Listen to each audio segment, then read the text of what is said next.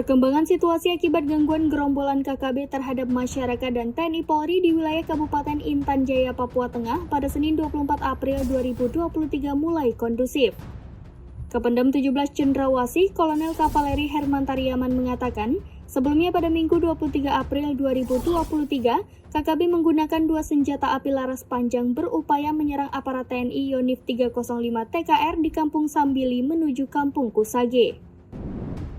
Kepada Tribun Papua.com, Herman menyebut akibat gangguan tersebut masyarakat yang bermukim di Kampung Sambili, Kampung Kusage, dan Kampung Mamba Bawah merasa resah.